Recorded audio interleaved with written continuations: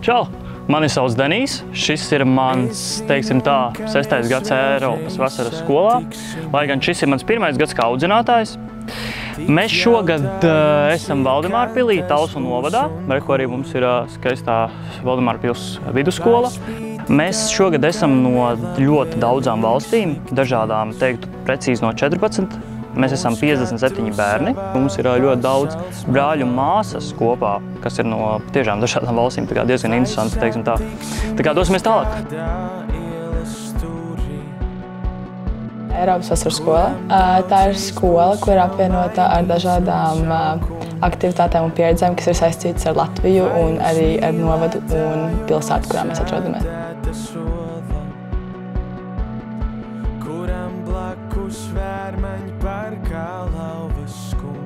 EVS ir tā kā ģimene. Bišķi lielāka ģimene, bet vienkārši, kad tu šeit esi, tu jūties tā kā, ka tu šeit esi. Tā kā visi grib, lai tu esi šeit.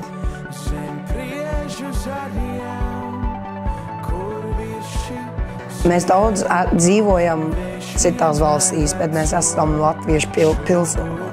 Mums ir pases, un es domāju, ka ja ir latviešu pases, tad nevar vienkārši teikt, ka es esmu latviečs, man šeit pases. Jāzina, kā mēs to pasu dabūjām. Eiropas vasaras skola ir draudzība bez robežām. Un draudzība bez robežām nozīmē, ka mēs esam dažādas personības. Mums ir dažādas pagātnes, mums ir dažādas pieredzes, jo mēs nākam no, kā jau mums uzskaitīja, no tik dažādām valstīm. Azerbaidžāna, un Grieķija, un Zviedrija, un Vācija, un arī no Latvijas. Skolā mums parasti ir latviešu valoda, vēsture, ģeogrāfija un sociālās zinības. Pēc skolas parasti sākās koris un dejas. Es nezinu, kā paskrēja šī pirmā nedēļa. Man liekas, es tikko atbraucu šeit un tikko saprotu, ka man ir rozā istaba un Barbijas sienas. Bet tagad jau ir pagājis pusi no nometnes un cerās, ka viņi beigsies.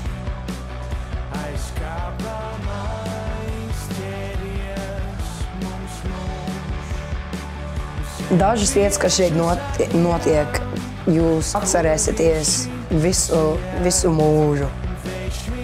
Tad man māsīts bija 10 gadus atpakaļ EVS. Viņa man vēl stāsta, ko viņa darīja. Tās draudzības dažiem šiem bērniem būs visu laiku, tagad visu dzīvi mēs būsim draugos.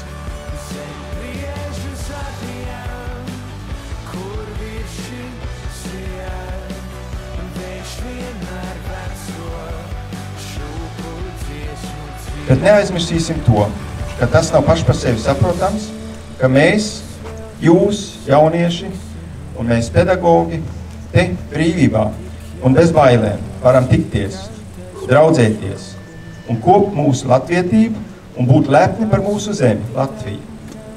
Ir daudz zemes, kurās bērni nevar tikties, nepiespiestos apstākļos, nevar brīvi draudzēties, dzīvo pastāvīgās bailēs un ir pakļauti varmācīgām politiskām ideoloģijām. Es vēlētos, kā arī tajās zemēs nākotnē bērni var līdzīgi brīvi justies, kā mūsie bērni šeit.